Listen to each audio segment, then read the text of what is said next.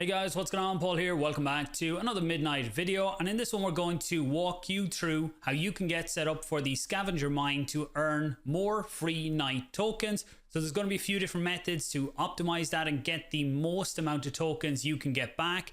In this one I'll show you how to get pre-registered because it all opens up tonight and gets started. You want to be in as early as possible. All you need is a browser. It does need to run 24/7, but there are some other ways to do it if you don't want to leave your computer on. I'll touch on them in a few minutes because over the next few days I'll be trying multiple different methods, multiple wallets, devices, browsers to see what impacts and what gives the best return for you. So make sure you subscribe for them. Also, I am due a Cardano update video. I'll try and get that one out tomorrow, and people might notice in the background here the Cyclone QS Pro, that is the Igon storage device. I'll be doing a dedicated video on setting that up, unboxing it, and getting that up and running very soon as well. That will be in the next few days. So just on the scavenger mine, a pre-registration is now open. Then it begins in 9 hours and 40 minutes, and I'll walk you through that full process in a few minutes. It's very straightforward. There is no qualifications for this. You don't have to have held tokens like in the Glacier drop. You had to hold certain tokens when the snapshot happened in June, and then you had to do the claim process. For the scavenger mine, this is open to absolutely anybody who wants to get involved, and it's just all done through your browser. And then after that there will be the redeem phase. So this scavenger mine is 21 days, runs until November 19th. Then there is the redeem phase, and that's where you can start to get the tokens from both the Glacier drop and the scavenger mine into your wallet. And that's when we really see what the night token is actually valued at.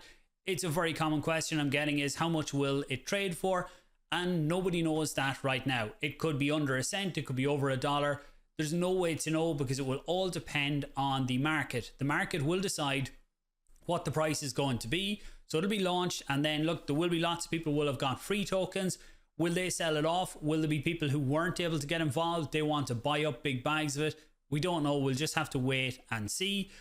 So how to get involved, we're going to step through that process in a minute. I will say for anyone interested in more details on this, there is a really good FAQ section, and if you put in scavenger, you will start to see all the details like how it works, the amount of tokens that are available. It runs over 21 days, very high level, runs over 21 days. There is the same amount of tokens. You can see it in this one actually. There is nearly 30 million tokens per day available, and then they will be split over anybody who gets involved in the scavenger mine.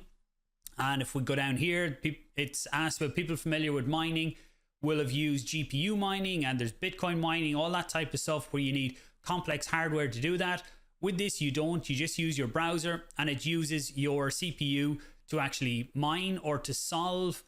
Where is it down here? So it solves puzzles. Do they call it puzzles? Which so cryptographic solutions during the scavenger mine. So your CPU will be used to solve these. So your system goes in, checks in, gets one of these solutions to be solved. It solves it, then it submits it back, and at the end of each 24-hour period it's checked to see how many solutions were solved by the different participants, and then the tokens are split up based on that. So if you have a stronger CPU, then you'll be able to solve more solutions within that time period, so you will get a few more tokens for that. There's also questions down here about running multiple devices.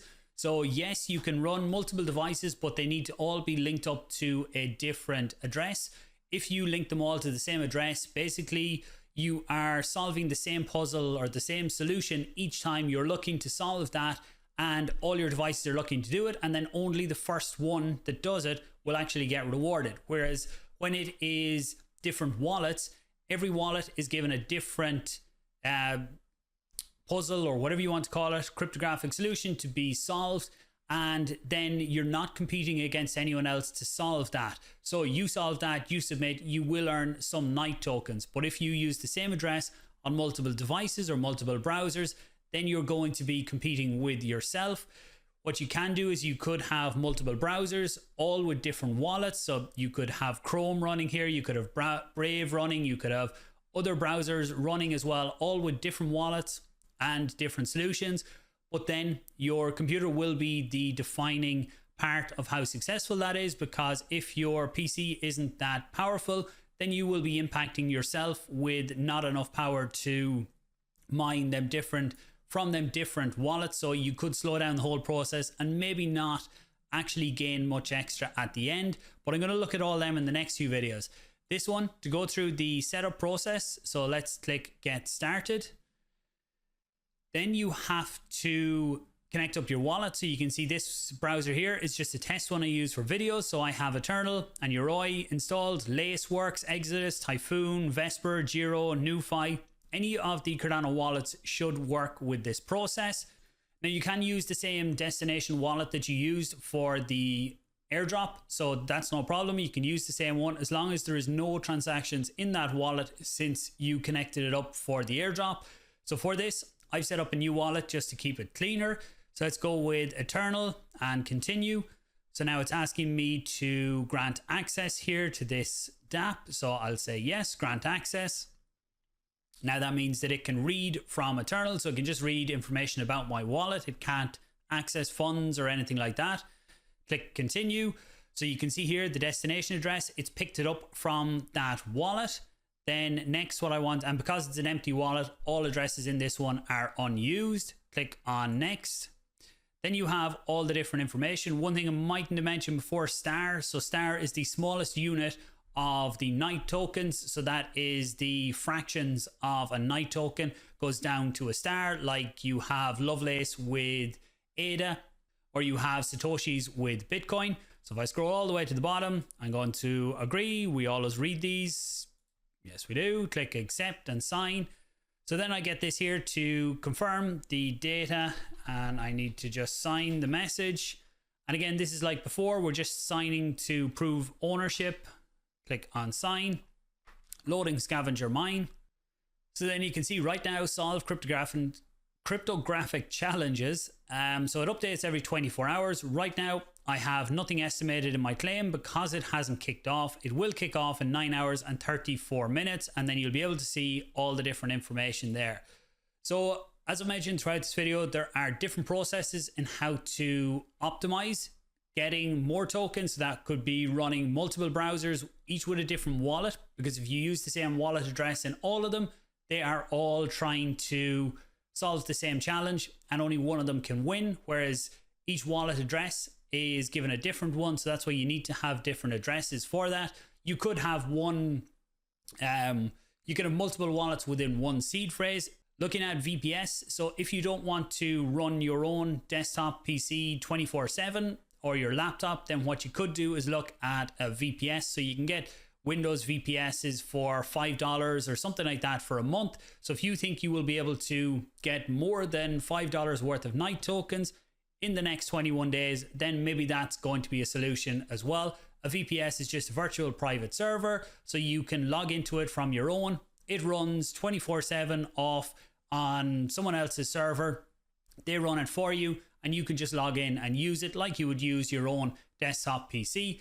Again, the cheap ones like that for $5, then they're going to be a lower spec, but they are above the minimum requirements for mining here. So maybe they will be worthwhile. I will try and do some testing on that. I also seen this just before going live, the Mine API. So there is a document there for anyone who is more technically inclined and wants to run this on maybe some Linux servers or something else. Then there is an API there that you can hook into and set it all up through that. I will try that one as well. I don't know if I'll do a video on it because I don't know if many people will be interested in that side of it. But for myself, I would be interested in that.